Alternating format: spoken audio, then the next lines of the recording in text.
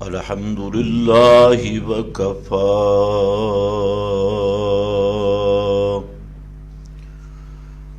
والصلاة والسلام علی سید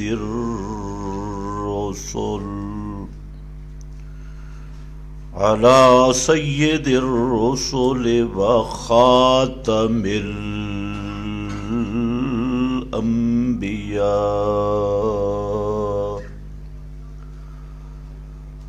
اما بعد فاعوذ باللہ من الشیطان الرجیم بسم اللہ الرحمن الرحیم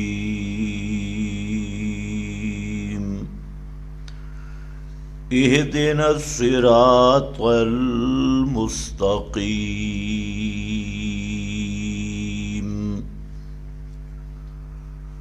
سبحان ربک رب العزت عما یصفون وسلام علی المرسلین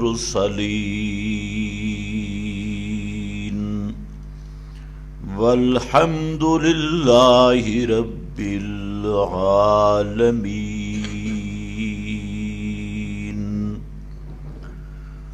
انتہائی قابل قدر بزرگوں اور بھائیوں، کئی بیانات آپ حضرات کے سامنے صراط مستقیم کی تفہیم کے سلسلہ میں کافی معروضات عرض کر دی گئیں، جن میں صراط مستقیم کے 4 مصداق مفصل طور پر آپ حضرات کی خدمت میں پیش کیے گئے کہ صراط مستقیم کا ایک مصداق قرآن، دوسرا مصداق توحید، تیسرا مصداق سنت، اور چوتھا مصداق اصحاب پیغمبر صلی اللہ علیہ وسلم کا طریق اور راستہ۔ ان سب عنوانات پر حسب ضرورت بعض ضروری چیزیں میں نے ذکر کی ہیں، اور ان کا آپس میں تعلق اور ربط بھی میں نے ذکر کر دیا کہ اصل تو صراط مستقیم والی راہ وہ قرآن ہے، تو قرآن کریم سب کا سب اس کا موضوع توحید ہے، تو اس لحاظ سے صراط مستقیم کا موضوع اور مصداق توحید بھی بنتا ہے۔ پھر توحید پر عملی زندگی میں انسان کیسے چلے گا، اپنی خوشی غمی، اپنے احساسات جذبات کو کس طریقے اور کس کیفیت سے توحید پر رکھے گا، تو اس کے لیے سنت ہے، نبی کریم صلی اللہ علیہ وسلم کے فرمودات آپ کا اسوہ حسنہ، تو اس لحاظ سے صراط مستقیم کا مصداق سنت بن گئی، اور سنت کی تشریح، سنت کی تفہیم اور معیار وہ ہیں محمد مصطفیٰ صلی اللہ علیہ وسلم کے صحابہ۔ معیار حق، معیار ایمان، اور کتاب و سنت کے فہم کی سپیشل گارنٹی شدہ کسوٹی اللہ رب العزت کی طرف سے وہ اصحاب پیغمبر صلی اللہ علیہ وسلم میں، تو اس لحاظ سے صراط مستقیم کا مصداق ما انا علیہ و اصحابی،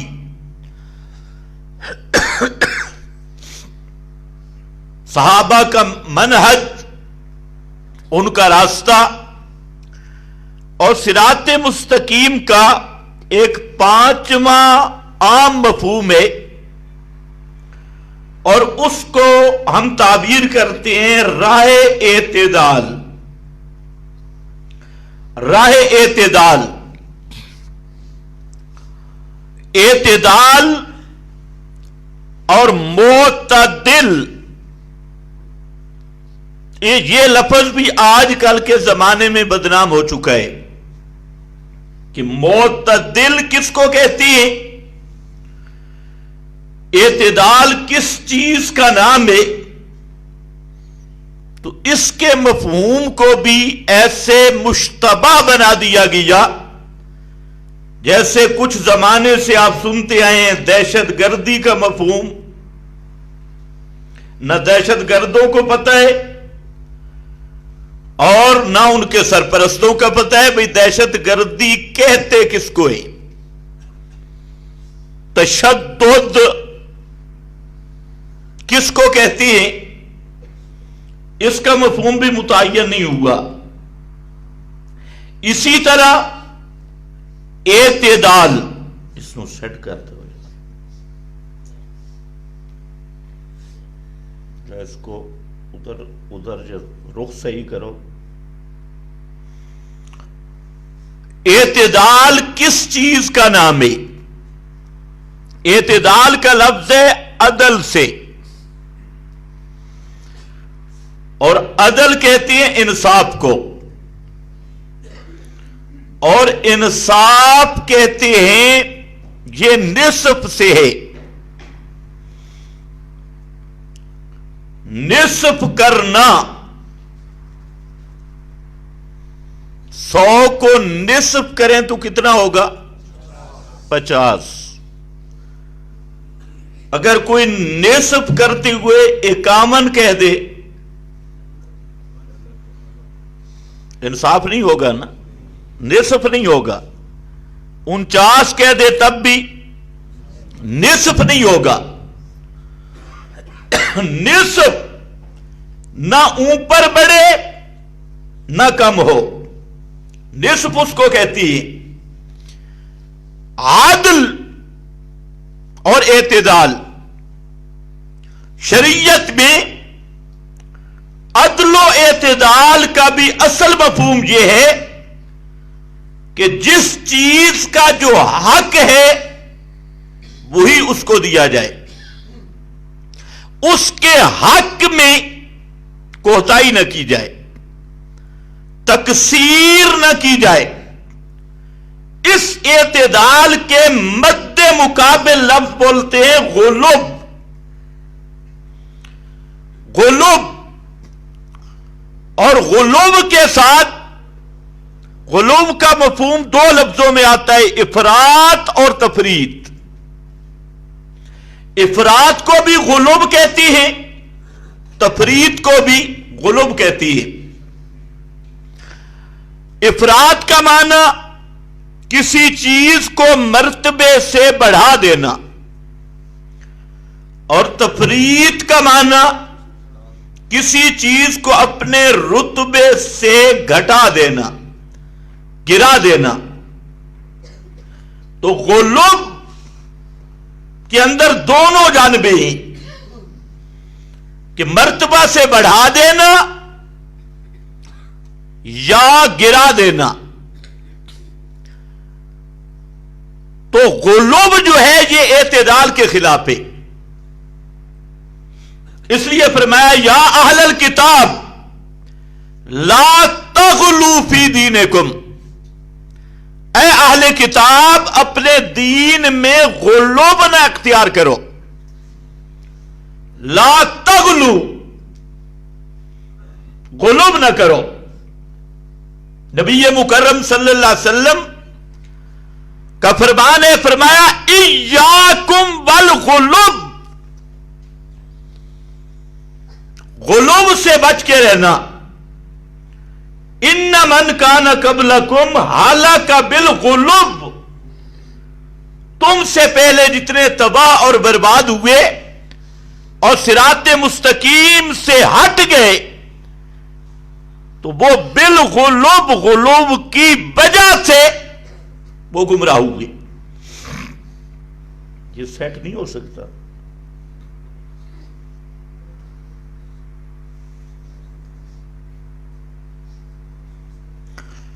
غلو کی وجہ سے وہ تباہ اور برباد ہوئے۔ تو اب میرا خیال ہے اعتدال کا مفہوم آپ کے ذہن میں آ گیا ہوگا۔ آج کل چونکہ اعتدال کس کو کہتے ہیں؟ اعتدال کہتے ہیں خیر صلاح آج کل کے عرب میں۔ تا کیڑی گل ہے خیر صلاح؟ اعتدال کا معنی یہ کر دیا گیا کسی کو کہنا کچھ نہیں، فلانا آدمی بڑا معتدل ہے جی۔ کیا معنی معتدل؟ یعنی مذہبی بے غیرت ہے، اس میں مذہب دین کی غیرت نہیں، جس کو آپ کہہ سکتے ہیں مذہبی دلہ، مذہبی بے غیرت۔ اس کو لوگ کہتے ہیں یہ بڑا معتدل ہے، ہر ایک کے پیچھے نماز بھی پڑھ لیتا ہے، یہ معتدل۔ درس قرآن میں بھی بیٹھتا ہے، چلا بھی لگا کے آ جاتا ہے، یہ کون ہے؟ معتدل ہے۔ اور توحید کا باز ہو وہاں پر بھی خوش ہے، اور 11ویں کی مجلس ہو وہاں پر بھی سبحان اللہ کے نعرے لگا رہا ہے کہ آپ وہ بڑا معتدل ہے، کسی کو کچھ کہتا نہیں۔ لوگ اس کو کہتے ہیں یہ معتدل دھیا جیا پتر ہے، شریف مولوی ہے، بڑا نیک مولوی ہے، بڑا متقی مولوی۔ جی دلیل؟ آج تک ہم ساری زندگی اس کے پیچھے جمعے پڑھتے رہے، اس کی تقریریں سنی، کسی کو کبھی کچھ بھی نہیں کہا۔ یہ ہے آج شرافت کا اور اعتدال کا معیار جو لوگوں نے سمجھا۔ لیکن میرے بھائیوں، قرآن مقدس اور پیارے پیغمبر کی تعلیم اس کا نام رکھتے ہیں مداہنت، مداہنت۔ اور اللہ نے فرمایا بدو لو تدہنو فیدہنون، مداہنت کہتی ہے دوہن سے ہے تیل لگانا، عربی میں دوہن تیل کو کہتی ہے۔ اور مداہنت، مداہن وہ ہے جو چکنی چپڑی باتیں کرتا ہو۔ یہ لفظ سمجھتے ہیں، چکنی چپڑی، چوپڑیاں گلاں رکھیاں نا، تھوڑا تیل لگاؤ، گھی لگاؤ، تھوڑا سا پراٹھا کر دو اور اس کو چوپڑ کے لے آؤ، باتیں پھیر کے لے آؤ، میٹھی میٹھی باتیں۔ میرے دوستو بزرگوں، تو یہ کیا ہے؟ اس کو شریعت کہتی ہے مداہن۔ اور فرمایا میرا پیغمبر بدو، یہ سارے مشرک یہ چاہتے ہیں، بدو ان کے دل سے محبت کرتی ہیں، چاہتے ہیں لو تدہنو، کاش ہائے کدے مسئلہ تھوڑا جیا ڈھلا کرتا، لو تدہنو کہ آپ تھوڑا سا مسئلہ نرم کر دیں، فیدہنون، تو یہ تو پہلے دشمنی میں نرمی اختیار کرنے کے لیے تیار ہے، آپ کے پاس آنے کے لیے تیار ہے، لیکن سختی نہ کر، اے لے جا تھوڑا نرم کر دے، مسئلے تے تھوڑا تیل لا۔ تو میں عرض یہ کر رہا تھا، آج کی دنیا جس کو معتدل کہہ رہی ہے، آج کی دنیا، آج کا عرف جس کو شرافت اور تقوی کہہ رہی ہے، شریعت میں اس کا نام مداہنت ہے، اور مداہنت کہتے ہیں مذہبی بے غیرتی کو، جس کے مذہب میں غیرت نہ ہو، جس کے عقیدے میں غیرت نہ ہو، جس کے مسلک میں تسلب نہ ہو، ایمان کی غیرت نہ ہو۔ تو جیسے ایمان ضروری ہے، اسی طرح ایمان کی غیرت بھی ضروری ہے۔ بے غیرت ایمان کام نہیں آتا، غیرت والا ایمان کام آتا ہے۔ اللہ سب کو نصیب کر دے۔ ایسے ڈٹ جانا، ایسے پکا ہو جانا، تو یہ اعتدال جو شریعت کہتی ہے، اعتدال عبارت ہے صراط مستقیم، سیدھا راستہ۔ اور وہ آپ پڑھ چکے ہیں، میں صرف حوالہ دوں گا۔ سیدھا راستہ کون سا ہے؟ قرآن والا۔ کون سا؟ صراط مستقیم کیا ہے؟ تو اعتدال والا راستہ کون سا ہوگا؟ قرآن والا۔ سیدھا راستہ وہ ہے توحید والا۔ صراط مستقیم کا مصداق میں نے کیا ذکر کیا؟ توحید۔ جو پرانے پڑھ رہے ہیں جمعے، ان کو بولنا چاہیے توحید۔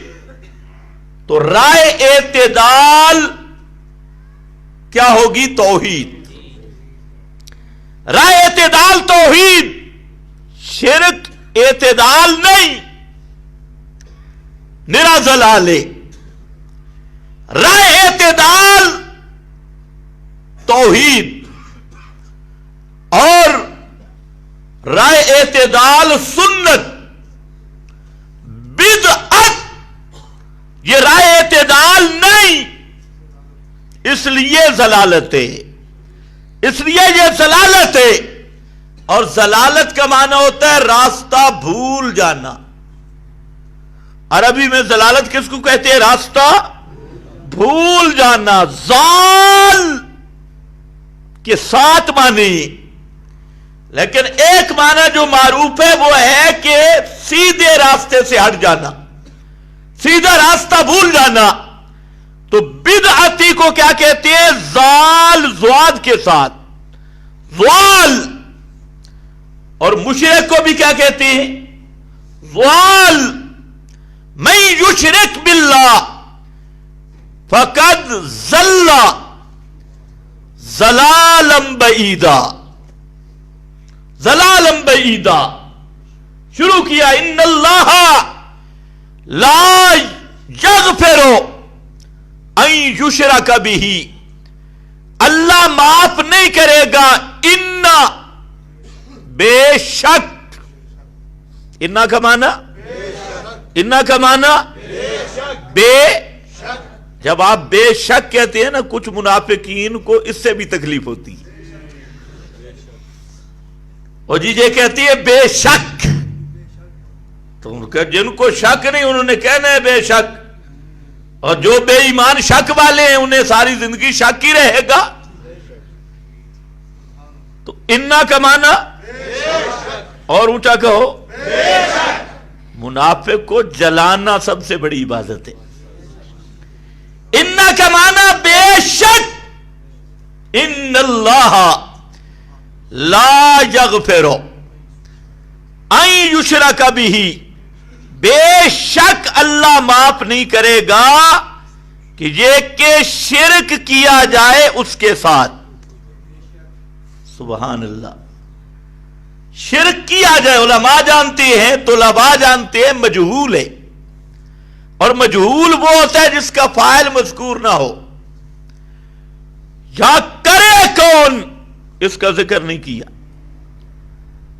کرے کون؟ مولوی کرے تو بچ جائے، پیر کرے بچ جائے، کوئی چودھری کرے بچ جائے؟ نہیں، فاعل نہیں ذکر کیا. کوئی بھی کرے. دوسرے مقام پہ فرمایا تمہارے ذہن میں مولوی، مفتی، پیر اور 18 نبیوں کا نام لے کر باقیوں کا اجمالاً تذکرہ کر کے قرآن نے حکم لگایا وَلَوْ أَشْرَكُوا لَحَبِطَ عَنْهُمْ مَا كَانُوا يَعْمَلُونَ. اگر یہ بھی شرک کر بیٹھتے تو ان کے عمل بھی برباد ہو جاتے. اور پھر امام الانبیاء صلی اللہ علیہ وسلم کو واضح الفاظ میں، حالانکہ پیغمبر معصوم ہوتا ہے اور خاتم المعصومین وہ حضرت محمد الرسول اللہ صلی اللہ علیہ وسلم، لیکن قرآن کے اس مضمون کو ذرا ذہن میں رکھو. فرمایا میرا پیغمبر وَلَقَدْ أُوحِيَ إِلَيْكَ وَإِلَى الَّذِينَ مِن قَبْلِكَ، تجھے بھی واش گاپ الفاظ میں بتا دیا، پچھلوں کو بھی بتا دیا. کون سا؟ لَإِنْ أَشْرَكْتَ لَيَحْبَطَنَّ عَمَلُكَ، لَيَحْبَطَنَّ عَمَلُكَ، اگر شرک تجھ سے بھی ہو گیا تو عمل تیرے بھی برباد کر کے رکھ دوں گا. اس لیے جہاں فاعل نہیں آیا ان اللہ لا یغفر ان یشرک بہ، کرنے والا کوئی بھی ہو اللہ معاف نہیں کرے گا یہ کہ شرک کیا جائے اس کے ساتھ. وَيَغْفِرُ مَا دُونَ ذَلِكَ لِمَن یشاء، شرک کے نیچے جو چاہے گا، جس کے لیے چاہے گا معاف کر سکتا ہے، معاف کرے گا، لیکن شرک نہیں معاف کرے گا. آگے مَن یُشْرِکْ بِاللَّهِ فَقَدْ ضَلَّ ضَلَالًا بَعِیدًا، جس نے شرک کیا وہ ہو گیا ضل، صراط مستقیم سے ہٹ گیا، بھول گیا، بھولی پائے گی، راستہ بھول گیا، صراط مستقیم سے ہٹ گیا. اور ہٹا کیسے؟ ضلالا بعیدا. ایک تو ہوتا ہے نا تھوڑا سا آدمی بھول جائے، 26 نمبر کا راستہ کوئی بھول جائے، ترنول سے آئے اور یا ادھر سے آئے، لنک روڈ آئے، یہ تو ہے تھوڑا بھولنا. اور یہ کون ہے؟ ضلالا بعیدا، یہ ایسا دور کی گمراہی میں جا پڑا اور دور کا راستہ بھولا کہ کبھی پھر جنت والے راستے پہ آنا نصیب نہیں ہوگا. ضلالم بوں بندہ بھولی پائے گیا، ضلالم بعیدا. خیر وہ آیت تو آپ سب کو یاد ہے، وَمَنْ أَضَلُّ. میں صرف بتا رہا ہوں کہ مشرک کو کہتے ہیں گمراہ، گمراہ، ضال، راہ گم کرنے والا. اور وہ راہ کیا ہے؟ صراط مستقیم. اسی طرح بدعتی، گمراہ، اس کے لیے لفظ کل بدعت ضلالہ، ہر بدعت ضلال، گمراہی ہے، وہ بھی راستہ گمراہی، راستہ بھلانے والی. تو راہ اعتدال توحید اور غلب شرک ہے. راہ اعتدال قرآن، غلب ملا کی کتابیں، مولویوں کی من گھڑت روایتیں، راویوں کی گپیں، کذاب، شتام، متعصب، بدعتی راویوں کے بکواسات اور ان کی گپیں جو قرآن کے مد مقابل، وہ سب کے سب گپوٹیشن، وہ ہے گمراہی کا راستہ اور غلو کا راستہ اور اعتدال کا راستہ قرآن والا ہے. اعتدال کا راستہ صحابہ کا راستہ ہے. اپنے اپنے بزرگوں کے طریقے، اپنے اپنے پیروں کے طریقے، اپنے اپنے اکابر کے طریقے، یہ سب گمراہی کے راستے ہیں اور غلو کے راستے ہیں. اعتدال والا راستہ وہ ہے صحابہ کا راستہ. تو صراط مستقیم کا ایک مصداق ہے راہ اعتدال. میں اعتدال کا معنی سمجھا رہا تھا کہ اعتدال کے مد مقابل غلو، حد سے جا بڑھ جانا یا حد سے کم کرنا، اس کی مثال آپ کے سامنے عیسائیت ہے اور یہودیت. حضرت عیسیٰ علیہ السلام کے بارے میں عیسائی غلو میں شکار ہوئے اور انہوں نے کہا کہ حضرت عیسیٰ ابن اللہ ہے، اللہ کا بیٹا. اور کئی نے کہا کہ اللہ مسیح کی شکل میں آیا، اور کئیوں نے کہا کہ اللہ مسیح کے اندر حلول کر کے آیا، اور کئی عیسائیوں نے کہا کہ اللہ نے اپنی الوہیت کے اوصاف حضرت عیسیٰ کو عطا کر دیے، الوہیت کی پوشاک پہنا دی. تو یہ وہ طریقہ تھا کہ پیغمبر کے بارے میں غلو کر کے پیغمبر کو الوہیت کے ساتھ ملا دیا. اور اس کے مقابل یہودی تھے، انہوں نے حضرت عیسیٰ کی نبوت کا انکار کیا، بلکہ حضرت عیسیٰ کے لیے ایک شریف آدمی ہونے کا بھی انکار کیا یہودیوں نے، اور حضرت عیسیٰ پہ طرح طرح کے بہتان لگائے، الزامات لگائے. تو انہوں نے دوسرا راستہ اختیار کیا تفریط کا، کہ نبوت بھی نہیں مانی. اب آیا اسلام، محمد مصطفیٰ صلی اللہ علیہ وسلم دونوں کو جواب دیا. عیسائیوں کو جواب دیا، عیسائیوں حضرت عیسیٰ نہ اللہ ہے نہ ابن اللہ ہے، نہ اللہ کے اوصاف سے متصف ہے، نہیں. ان ہووا الا عبد، ان ہووا الا عبد، نہیں عیسیٰ بیٹا مریم کا مگر عبدن، مگر عبدن، ایک ذرہ کے مالک بھی نہیں. عبد کا معنی من لا یملک شیئا، عبد کہتے ہیں جو اپنے بال کا مالک بھی نہ ہو.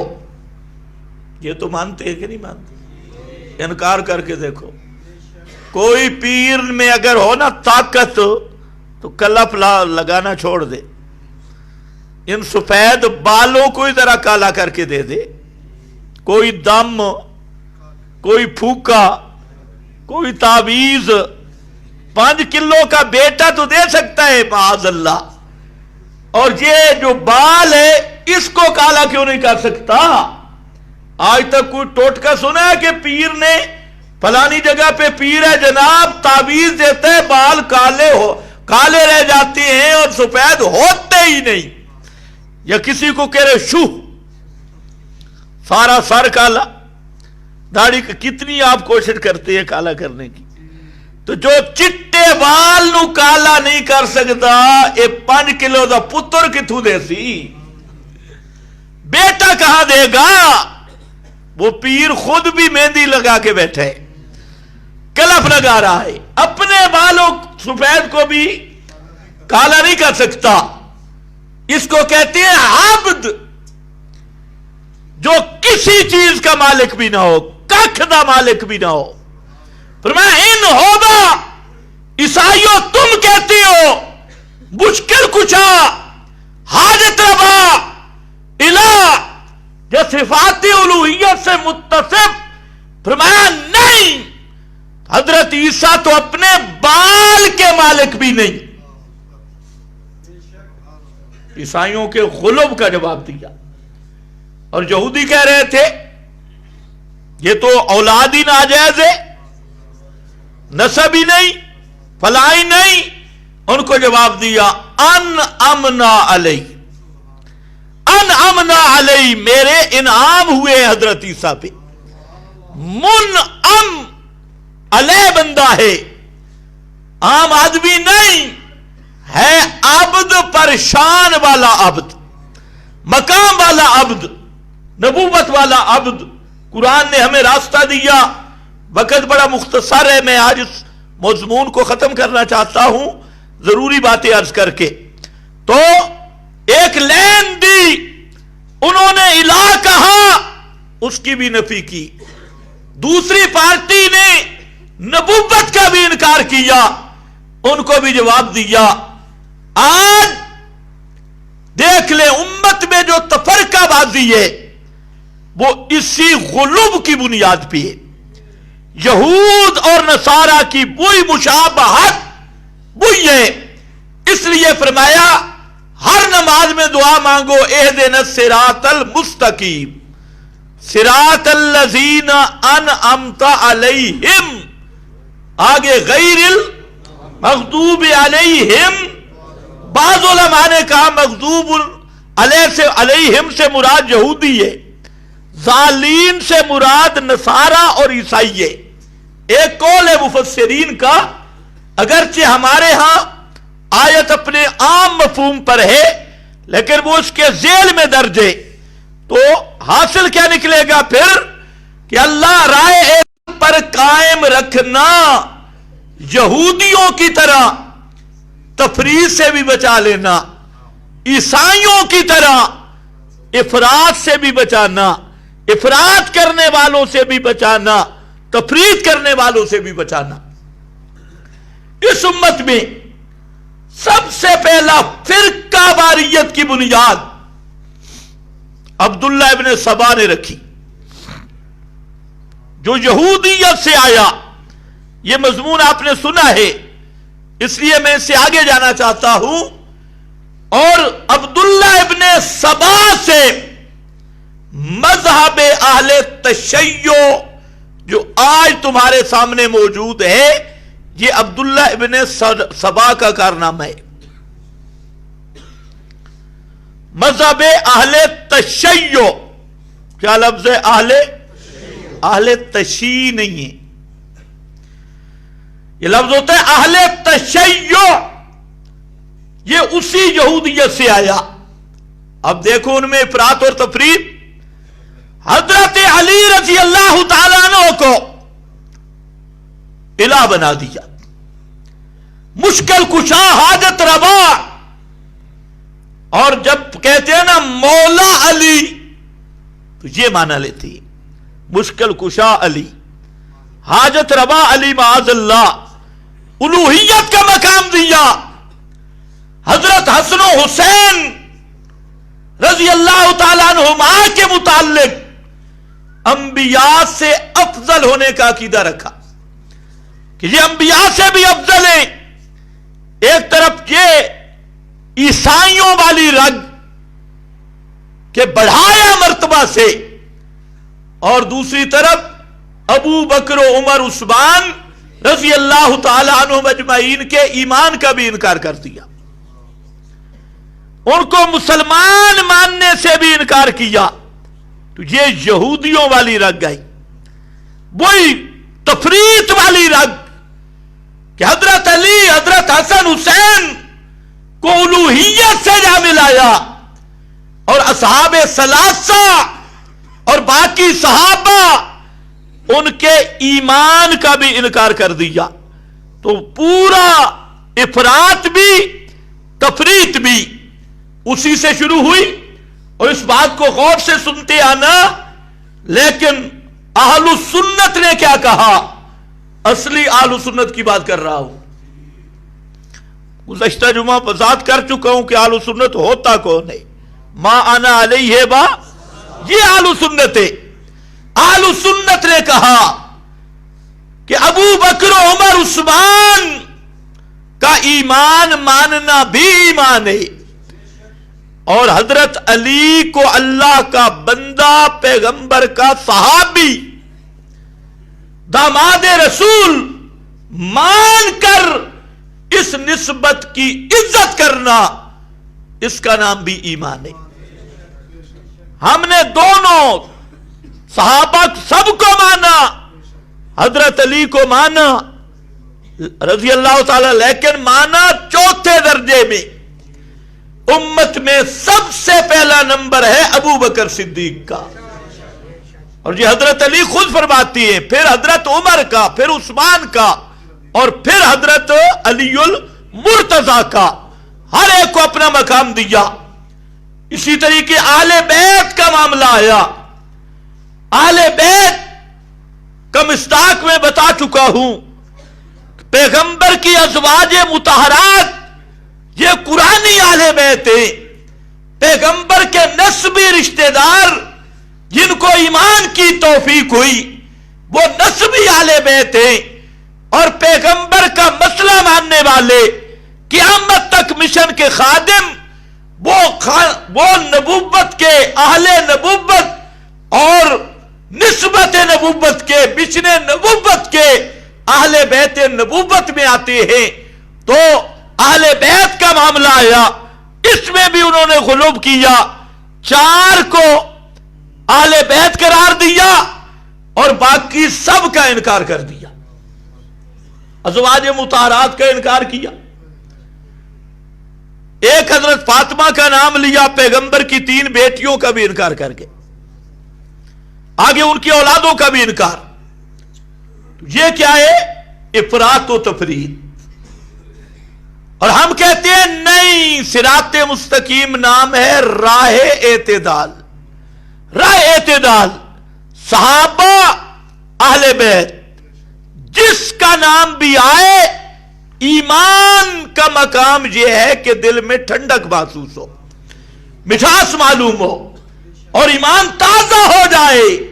میرے نبی کے صحابہ کا نام آئے، پیغمبر کے رشتہ داروں کا نام آئے، پیغمبر کی ازواج مطہرات کا نام آئے، تو یہ نعمت اللہ نے دی ہے حقیقی اہل سنت کو، جو ما انا علیہ و صحابی کے منہج پہ ہیں، ان کو دی ہے۔ اور اسی طریقہ سے آگے مسئلے چل پڑے۔ پھر امت میں 2 گروہ پیدا ہو گئے۔ ایک گروہ وہ جو کہتے ہیں قرآن سمجھ ہی نہیں آتا، مشکل کتاب ہے، اور قرآن آیا ختموں کے لیے، تعویذوں کے لیے، دہاڑیاں کرنے کے لیے، اس کے لیے قرآن ہے۔ اس نے جہاں تک قرآن کو معطل قرار دے دیا، اور دوسری پارٹی وہ نکلی پرویزیوں کی، نیچریوں کی۔ انہوں نے قرآن کو بچوں کی کتاب بنا ڈالا، کہ جس کو کسی چیز کا کوئی پتہ نہیں، کسی مدرسے میں پڑھا نہیں، نہ عربی گرامر سے واقف، نہ عربی بلاغت سے واقف، اور جو کچھ اردو میں دیکھا اور جو اس کے ذہن میں بات آئی، اس کو اس نے اللہ کی ذمہ لگا کے ہر ایک کو کھلی اجازت دے دی، اور جو جس کے ذہن میں آئے اسی کو مراد الہی قرار دے دیا۔ یہ بھی گمراہ، وہ بھی گمراہ، آج تک اسی طرح ہے۔ یہ باطنیہ فرقہ سے کام شروع ہوا، امت میں ایک گمراہ فرقہ گزرا، انہوں نے کہہ دیا کہ قرآن کے جو معنی سمجھ آ رہے ہیں یہ ہے ہی نہیں، ان کو تو امام ہی سمجھ سکتا ہے۔ پھر اسی سے آگے اصول کافی میں لکھا ہے کہ قرآن کا فہم یہ امام زمانہ ہی سمجھ سکتا ہے قرآن کو، امام کے بغیر قرآن سمجھ ہی کوئی نہیں سکتا۔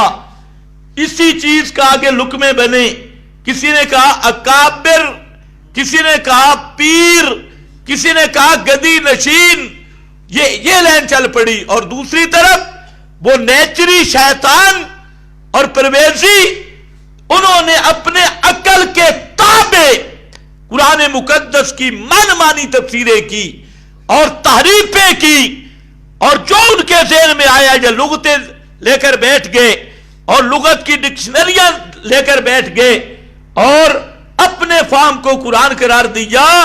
ہم کہتے ہیں نہیں، اہل سنت جو حقیقی اہل سنت ہے، رائے اعتدال یہ ہے کہ سب سے اول حجت اللہ کی کتاب ہے، سب سے اول برہان اللہ کی کتاب ہے، اور قرآن مقدس کا معنی اور مفہوم جس طرح قرآن لفظوں کا نام ہے اسی طرح قرآن معنی کا بھی نام ہے.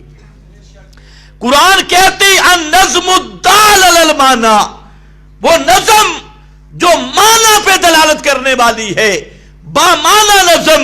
تو قرآن کے لفظ جس طرح محفوظ ہیں 14 صدیوں میں، اسی طرح قرآن کا معنی بھی محفوظ ہے. تو قرآن کا معنی وہی کریں گے جو صحابہ نے کیا، وہی کریں گے جو تابعین نے کیا، تبع تابعین نے کیا، اور وہ معنی سمجھ آنے والا. جہاں تک عقائد کا مسئلہ ہے اور نظریات کا مسئلہ ہے، اس کو تو قرآن مقدس نے قابل تفسیر چھوڑا ہی نہیں، ایسا بیان کر دیا کہ کسی دوسرے بیان کی ضرورت ہی نہیں رہتی. اور جو قرآن کے وسیع و عریض علمی مقام ہے، اس کی دقت ہے، اس کے نکات ہیں، اللہ نے اس کو ایسا گہرا کر دیا کہ جس کا جتنا ظرف ہوگا، جتنی قابلیت ہوگی، وہ قرآن کے موتی قیامت تک نکالتا رہے گا. لیکن جو عقائد کا حصہ ہے، جس پہ مدار ہے نجات کا، ایمان کا مسئلہ ہے، اس کو اللہ نے ایسا عام فہم کر دیا کہ دیہاتی بھی سمجھے، شہری بھی سمجھے، پڑھا لکھا ڈاکٹر بھی سمجھے، اور ان پڑھ گدھا ریڑھی والا بھی اس مسئلہ کو سمجھ لے. تو اصل راہ اعتدال یہی تھی. قرآن کا مقصد ایمان کی اصلاح تھا، عقائد کی اصلاح تھا. اپنے اس موضوع کے اعتبار سے اللہ نے فرمایا وَلَقَدْ يَسَّرْنَا الْقُرْآنَ لِلذِّكْرِ، مسئلہ سمجھانے کے لیے. مجھے اپنی ذات کی قسم، ہم نے قرآن کو آسان کیا، اور بہت آسان کیا. کس کے لیے؟ لِلذِّكْرِ. سارے پڑھو، کس کے لیے؟ لِلذِّكْرِ. لِلذِّكْرِ، مسئلہ سمجھانے کے لیے. اس لیے میں آج یہ کر رہا تھا، عقیدہ قرآن سے لیں گے اور فہم اور معنی پیغمبر کے صحابہ سے لیں گے. کسی آج کے ملا کا معنی نہیں لیں گے، کسی 14ویں صدی کے سکول فیل ماسٹر اور ڈاکٹر اس کا معنی نہیں لیں گے. معنی لیں گے جو 14 صدیوں سے محفوظ آ رہا ہے، اور ہر دور میں ایک ہی معنی ہوتا رہا. قرآن مقدس دیکھیں، جب محفوظ ہونے کا ذکر آیا نا، یہاں آیت پہ بھی غور کرو، وَلَقَدْ يَسَّرْنَا الْقُرْآنَ لِلذِّكْرِ، اور وہاں پر کہ اِنَّا نَحْنُ نَزَّلْنَا الذِّكْرَ. القرآن کا لفظ نہیں آیا، کیا؟ الذکر. اور یہ ہے للذکر، وہ ہے الذکر. اور ایک اور مقام ہے انہ لذکر لک، میرا پیغمبر یہ قرآن تیرے لیے بھی مسئلے کا بیان ہے، نصیحت کا بیان ہے، مسئلے کا بیان ہے. انہ لذکر لک، الذکر للذکر، ھذا ذکر مبارک. تو اصل ذکر ہے ہی قرآن. آج کل لوگوں نے تمہیں کہاں لگائے مجلس میں ذکر جاری کرو نا جی، یہ ذکر، وہ کلمہ سیدھا پڑھتے ہی نہیں سمجھ کے آئے گا. تو سب سے بڑا ذکر قرآن ہے، مبارک ذکر قرآن ہے، نصیحت یہ قرآن ہے. تو میرا بھائی غلوب سے بچ، قرآن مقدس کو حجت مان، اور قرآن کا معنی مفہوم اپنی طرف سے نہ کر، معنی مفہوم وہ کر جو پیغمبر نے صحابہ کو سمجھایا، اور صحابہ کے واسطے سے 14 صدیوں میں متفق علیہ معنی ہے. اپنی طرف سے مانا کرنے کی اجازت نہیں ہے۔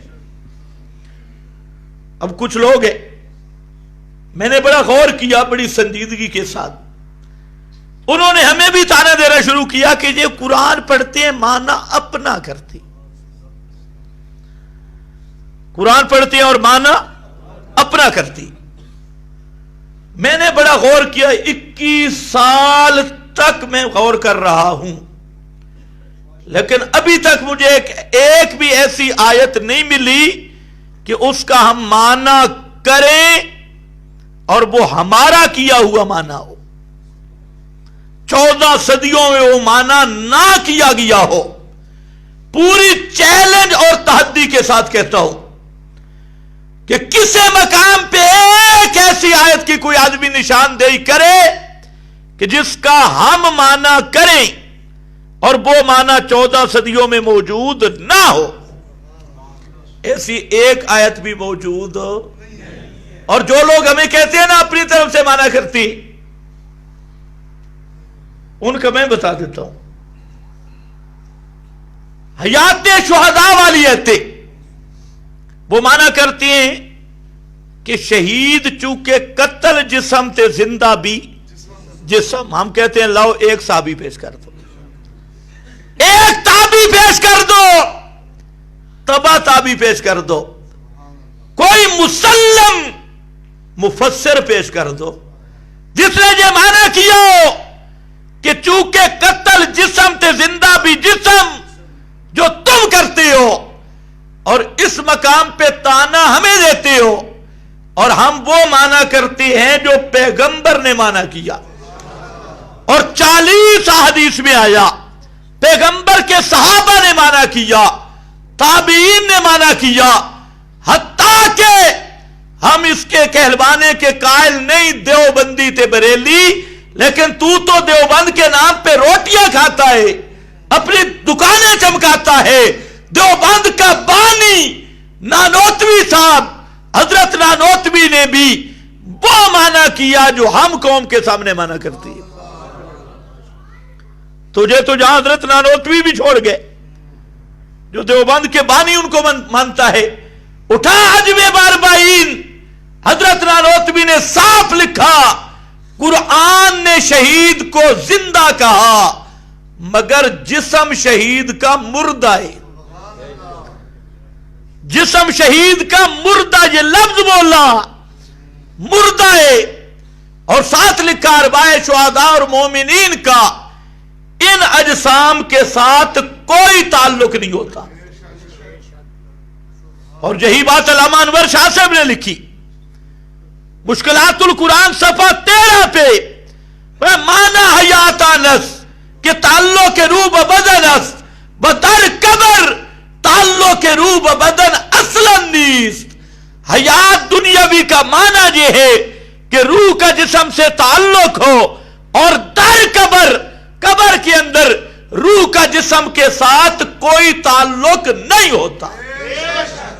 یہ مشکلات القرآن ہے، اگر وہ نہیں مانتا شاہ عبدالعزیز نے کیا، تفسیر عزیزی اٹھا یہی معنی کیا، ہمیں دیتے ہیں تانا، یہ معنی اپنا کرتے ہیں جی، ہم جو معنی کر رہے ہیں یہ معنی 14 صدیوں سے آ رہا ہے کہ شہید کی زندگی کہاں کی ہے؟ جنت الفردوس کی، جنت کی زندگی قیامت تک شہید کی روح جسم میں آتی نہیں، اور یہ جسم کب زندہ ہوگا؟ شہید کا بھی قیامت والے دن، قیامت کے دن روح آئے گی۔ یہ معنی رسول اللہ صلی اللہ علیہ وسلم نے کیا، صحابہ نے کیا، تابعین نے کیا، مفسرین میں ابن جریر کو لے لو، ابن جریر سے لے کے روح المعانی تک سب نے، حتیٰ کہ جہاں بابا سیوطی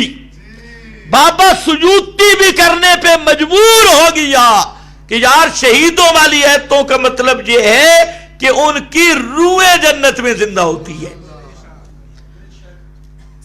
اب میں پوچھتا ہوں مانا اپنا کون کرتا ہے؟ یہ قرآن پڑھتے ہیں مانا اپنا، ہم اس پہ لعنت کرتے ہیں جو قرآن کی تعریف کرے اور قرآن کے معنی بدلے۔ اب تم نے مانا کیا قتل چوکے جسم تے زندہ بھی اے مانا سانو چاہیے ذرا کٹ. یہ مانا پیغمبر نے کیا، صحابہ نے کیا، تابعین نے کیا، تبع تابعین نے کیا؟ جرأت سے بولو کسی مفسر نے کیا؟ نہیں. پیچھے ایک اجتماع پر میں نے کہہ دیا، میری عادت نہیں ہے، میں بیان کچھ اور کر رہا تھا. شیخ القرآن مولانا محمد طاہر رحمت اللہ علیہ ان کے متعلق بتانا چاہتا تھا، تو درمیان میں ایک بات نکل گئی کہ میں نے کہا کہ میں نے تقریباً 450 تفسیریں دیکھی ہیں. مولویوں کے پیٹ میں بڑی پیڑ پڑی، کیونکہ ان بیچاروں نے 400 دیکھی ہوں تفسیریں، انہیں نام ہی نہیں آتا. اگر ساری زندگی رٹے لگے ہیں تو 400 تفسیروں کا نام ہی میرا خیال ہے یہ نہیں پڑھ سکیں گے، ورنہ نام پڑھنے کے لیے بڑی محنت کرنی ہوگی. تو بڑا جی 400 تفسیریں ہیں کہاں؟ میں نے کہا میرے پاس آ جاؤ، میں آپ کو دکھاؤں کہاں ہیں. ان کو یہ بھی نہیں پتا کہ 400 تفاسیر میں ایک تو ہے حقیقی اہل سنت کی تفاسیر، اس کے علاوہ جتنے مذاہب باطلہ ہیں انہوں نے بھی تفسیریں لکھی ہیں. بریلویوں کی تفسیریں ہیں، ضیاء القرآن ہے، تبیان القرآن ہے، نعیمی ہے، نعیمی 2 ہیں، ایک نعیم الدین مراد آبادی کی، ایک احمد یار گجراتی کی 22 جلدوں کے قریب وہ ہے، سعیدی ہے، کاظمی ہے. شیعہ تشیع کی اتنی تفسیریں ہیں کہ تمہارے وہم و گمان میں نہیں. قادیانیوں کی تفسیریں ہیں، اہل حدیثوں کی تفسیریں ہیں. یہ تو احتیاطاً میں نے 450 کہہ دیا، اگر پورا اکاؤنٹ سے حساب کیا جائے تو 400 سے بھی بڑھے گی. تو خیر، میں آپ کے سامنے یہ عرض کر رہا تھا کہ آپ ذرا آہستہ بول رہے ہیں بھئی شاید میں تو کہیں تفسیریں چون نکل ہی آوے، اور پورے جرأت کے ساتھ بولو کسی مسلم مفسر کی تفسیر میں موجود نہیں. تفسیریں دیکھ کے کہہ رہا ہوں، نہیں. اس آیت کا کسی نے بھی یہ مانا نہیں کیا. سجودی تک وہ مانا کر گئے جو ہم کر رہے ہیں. اور دوسرا کیا جھگڑا ڈالتے ہیں جی مردہ دے سونا والا مسئلہ. یہ مماتی قرآن پڑھتی ہیں اور مانا اپنا کرتی ہیں. میں نے کہا اپنا یہ مانا تو پیغمبر کے سامنے فاروق اعظم نے کیا. اٹھا مسند احمد اور فرماتے ہیں تکلم اجسادا لا ارواح فیہا وَقَدْ قَالَ اللَّهُ إِنَّكَ لَا تُسْمِعُ الْمَوْتَى. بدر 2 ہجری میں ہوا، 13 سال مکہ، 15ویں سال نبوت کے. حضرت فاروق اعظم کی بات کا خلاصہ مفہوم یہ بنتا ہے کہ اللہ کے محبوب ہمیں تو قرآن سے مسئلہ یہ پڑھایا نہیں سنتے، اور آج ان سے پھر بات بھی کر رہی ہے. تو یہ کس نے کہا؟ حضرت فاروق کے آگے اللہ کے محبوب نے نہیں کہا فاروق اعظم تو نے تو قرآن ہی نہیں سمجھا. قرآن نے کب کہا ہے مردے نہیں سنتے؟ تو نے تو آیت کا معنی غلط کیا ہے. یہ معنی نہیں ہے، بلکہ یہاں تو سما ناپے کی نفی ہے، اسما کی نفی ہے، سما کی نفی نہیں. اللہ کے پیغمبر نے فاروق اعظم کے اس معنی کی تقریر فرما دی، حالانکہ پیغمبر کا منصب تھا اصلاح کرنا. تو یہ حدیث سے تقریری ہو گئی جو فاروق اعظم نے میرے نبی کے سامنے مانا کیا، اس معنی پہ پیغمبر کی مہر تقریری ثبت ہو گئی، اور پیغمبر کریم نے یہ ثابت کر دیا کہ فاروق وہ معنی ٹھیک ہے، لیکن مطلب ہے وہ ضابطہ عام ہے، اور جن سے میں بات کر رہا ہوں نا یہ ایک جزئی واقعہ ہے. یہ کیا ہے؟ یہ کیا ہے؟ خرق کی عادت. اور آیت کیا کہہ رہی ہے؟ عادت. اور یہ کیا ہے؟ خرق عادت. ایک جزئی واقعہ ہے. جزئی واقعہ کی بات الگ ہوتی ہے اور قانون کلی کی بات الگ ہوتی ہے. مرد بیوی کے جوڑے سے اولاد پیدا ہوتی ہے، اور حضرت عیسیٰ بغیر باپ کے پیدا ہوئے، تو وہ کیا ہے؟ خرق عادت. وہ کیا ہے؟ خرق. اور ماں باپ سے پیدا ہونا یہ ہے عادت. قانون اور عادت सांप डंडा भी कभी बनता है, सांप सपने के अंडे से पैदा होता है। आदत ये है, हजरत मूसा का डंडा सांप बन गया। खर की आदत ये है, तो खर की आदत और आदत में फर्क समझ, यही बात बताई। और उसके बाद माना किसने किया? जिसने पूरा कुरान पैगंबर करीम से समझाए। हजरत आयशा सिद्दीका रजी अल्लाह ताला अन्हा। और किसी साहबी ने उस्माने पे इतराज भी, बोलो इतराज भी, 110 हिजरी तक का चैलेंज है। आखिरी साहबी फौत हुआ 110 हिजरी। करो, किसी ने इतराज किया और नहीं। एक मौलवी साहब को मैंने कहा कि हजरत आयशा ने अगर गलत माना किया बकौल तुम्हारे, तो सहाबा ने इस्लाह क्यों नहीं की? सहाबा ने इस्लाह क्यों नहीं की? सहाबा तो वो थे कि फारूक आजम एक कुर्ता थोड़ा सा लंबा पहन के आए थे, याद है ना? उन्होंने कहा हजरत जी तकरीर बाद करियो तो जरा कुर्ते का जवाब दीजो, साढ़े नहीं बने थे, तेरा किंज बन गई है। सहाबा तो वो थे कि वो कभी खामोश होते, इसलिए सब आइम्मा ने लिखा एक सहाबी बात करे बाकी खामोश हो जाए तो उसका मतलब है सब इसके साथ मुत्तफिक है।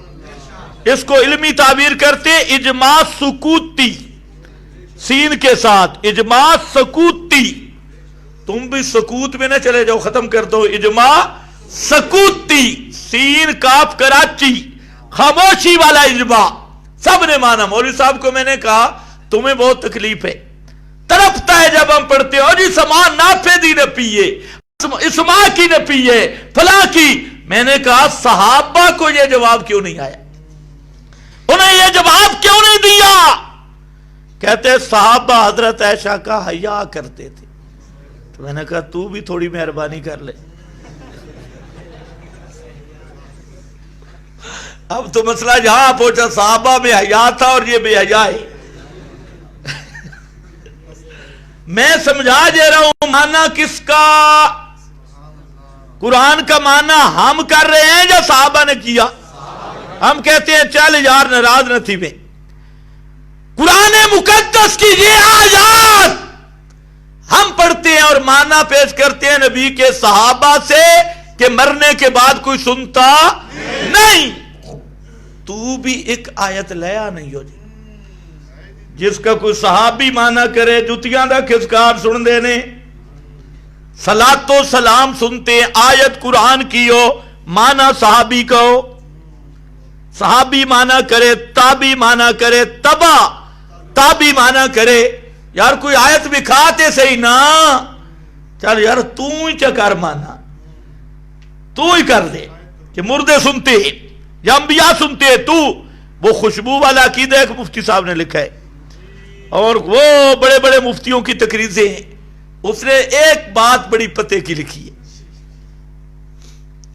उसने लिखा कि अगर हमारे पास कोई कती दलील होती तो हम ममातियों को काफिर कहते।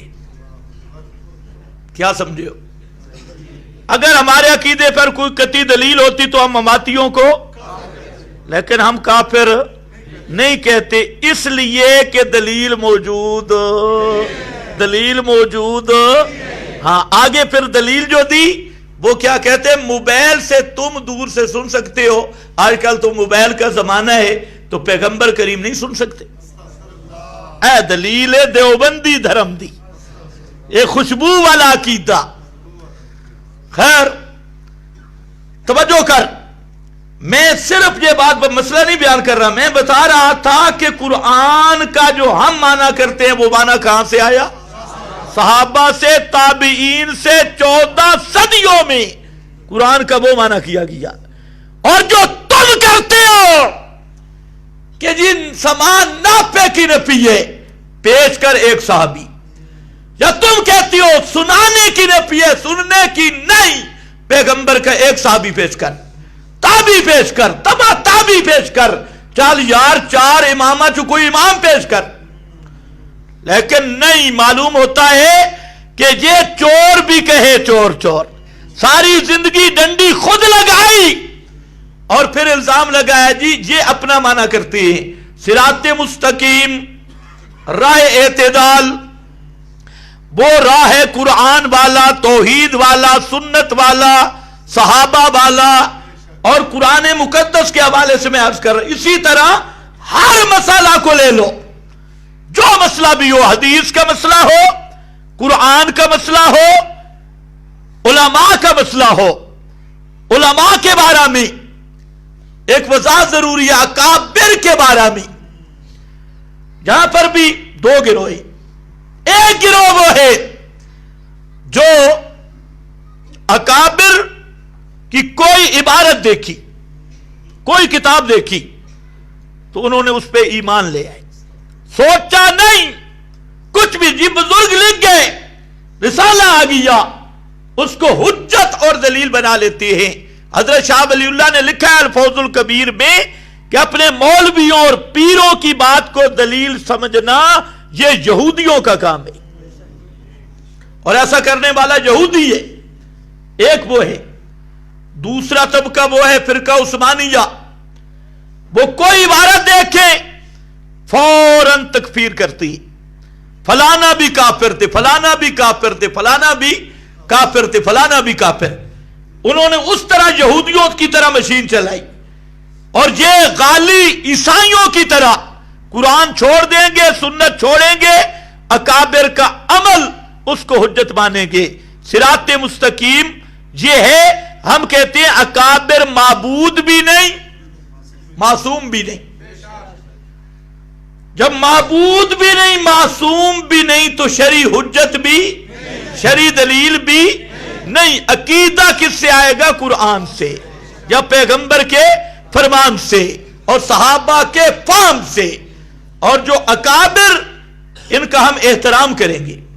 جس بزرگ کی زندگی توحید و سنت کے بیان پہ گزری اور توحید و سنت کی اس نے خدمت کی ہے اور ساری زندگی سنت اور توحید کا تحفظ کیا، اگر ایسے بزرگ کی کسی کتاب میں کوئی عبارت ایسی آ گئی جو قابل اعتراض ہے، اول تو ہم کہتے ہیں کہ یہ اس کی لکھی ہوئی ہے ہی نہیں، یہ کسی نے اس کے ذمہ لگائی. حضرت سلیمان کے ذمہ لگی عبارتیں کہ نہیں لگی؟ بڑے بڑے اکابر کے ذمہ، انبیاء کے ذمہ لگی، یہود و نصارہ نے لگائی، بڑے بڑے بہتان لگائے. تو یہ ہوتا ہے 10 من البغات، باغیوں کی ملاوٹ اور ڈنڈی بازی تو ہے ہی نہیں. اگر ثابت ہو جائے اسی بزرگ کی یہ، تو اس عبارت کی ہم توجیہ کریں گے جو مناسب. اور توجیہ کی مقصد یہ ہے کیونکہ اس کی ساری زندگی حق بیان کرتے گزری. آج اگر کوئی ایسی عبارت مل گئی، فوراً غیر مقلدوں اور فرقہ عثمانیہ کی طرح تکفیر نہیں کریں گے، اس کا کوئی صحیح معنی تلاش کریں گے. اگر وہ بھی نہ مل سکا تو ہم اس چیز کے مکلف نہیں جو دنیا سے چلے گئے. ہم کہیں گے کہ اس عبارت کا معاملہ اللہ کے سپرد ہے، اس عبارت کا معاملہ اللہ کے سپرد ہے. ما کفر سلیمان ولکن الشیاطین کفروا کی آیت سے یہی مفہوم سمجھ آتا ہے، اور قرآن پاک کی دوسری آیات سے بھی. تو راہ اعتدال اسی طرح ہوگا. تو بہرحال میں نے عرض یہ کیا کہ صراط مستقیم کا 5واں مصداق ہے راہ اعتدال. ہر مسئلے کو کتاب و سنت کے ترازو میں تول کے لینا اور ادھر ادھر اس مسئلے کو نہ ہونے دینا، یہ کیا ہے؟ صراط مستقیم. اس لیے فرمایا اہدنا الصراط المستقیم. یہاں پر اشکال تھا. اچھا، ایاک نعبد و ایاک اے صراط مستقیم، الصراط الف لام ماد خارجی، یہی مراد ہے توحید. اچھا، مدد کے لیے پکارنا بھی کسی کو نہیں، یا عیسیٰ بھی نہیں، یا عزیر بھی نہیں، یا رسول اللہ مدد بھی نہیں، یا علی بھی نہیں، پاکستان میں بھی نہیں، تے قبر پہ بھی نہیں. یہ تو گستاخی اور بے ادبوں کا راہ ہے. اللہ نے فرمایا یہ گستاخوں بے ادبوں کا راہ نہیں. صراط الذین انعمت علیہم، اے راہ انہاں دے جنہاں تے اللہ دا انعام ہوئے۔ یہ گستاخوں کا راستہ نہیں، بے ادبوں کا راستہ نہیں۔ کس کا راستہ ہے؟ جن پہ آگے ذرا خیال کرنا، میں معنی کر رہا ہوں، راستہ ان کا جن پہ تیرا انعام ہوا، نہ ان پہ غضب ہوا اور نہ وہ گمراہ ہوئے۔ آپ نے سمجھا نہیں ہے؟ پھر غور کرو، راستہ ان کا جن پر تیرا انعام ہوا، جن پر نہ ان پہ تیرا غضب ہوا نہ وہ گمراہ ہوئے۔ کتنے فریق ہیں؟ سوچ لو، کتنے فریق ہیں؟ ایک۔ کتنے فریق ہیں؟ ان پہ انعام ہوا، ان پہ تیرا غضب نہیں ہوا، ان پہ انعام ہوا، وہ گمراہ نہیں ہوئے، پکے اسی پہ رہے۔ ایاکا نعبد و ایاکا، ترکیبی معنی یہ ہے، اور اردو تراجم میں اس نکتہ کو سمجھا ہے شیخ الہند نے رحمت اللہ تعالی علیہ، اور شاہ عبد القادر نے ترجمہ دیکھ رہے ہیں۔ جو آپ عموماً ترجمہ کرتے ہیں وہ صحیح نہیں ہے۔ آپ کیا ترجمہ کرتے ہیں؟ صراط الذین، راستہ ان لوگوں کا جن پر تیرا انعام ہوا، نہ ان کا جن پر غضب کیا گیا اور جو گمراہ ہوئے۔ یہ معنی نہیں ٹھیک۔ راستہ ان لوگوں کا جن پر تیرا انعام ہوا، نہ ان پہ غضب کیا گیا اور نہ وہ گمراہ ہوئے۔ انعام ہوا ہے، وہ انعام یافتہ ہیں، اور گستاخ بھی نہیں، بے ادب بھی نہیں۔ وہ جو مشرک کہہ رہے تھے بے ادب گستاخ، نہ جو بے ادب ہو وہ مغضوب ہوتا ہے، جو بے ادب ہو وہ مغضوب ہوتا ہے، اور جو غالی ہو وہ الظالین ہوتا ہے۔ وہ ظالین والی راہ پہ بھی نہیں گئے، مغضوب علیہم والے راستے پہ بھی نہیں گئے۔ وہ ہے کون؟ وہ ہے انعمتا، اور سب سے بڑا انعام سورہ یوسف دیکھ لینا، ذالک من فضل اللہ، سب سے بڑا انعام ہے مسئلہ توحید۔ سب سے بڑا انعام، سب سے بڑا انعام، سارے بولو سب سے بڑا انعام، خوش ہو کے بولو سب سے بڑا انعام۔ اور توحید بیان ہوتی ہے مرکز میں۔ توجہ ہے نا؟ آج خرق کی عادت طور پہ میں آپ سے چند باتیں کرتا ہوں، وقت ختم ہو گیا، 2-3 باتیں سن لو۔ سب سے بند کر، سب سے پہلی بات یہ ہے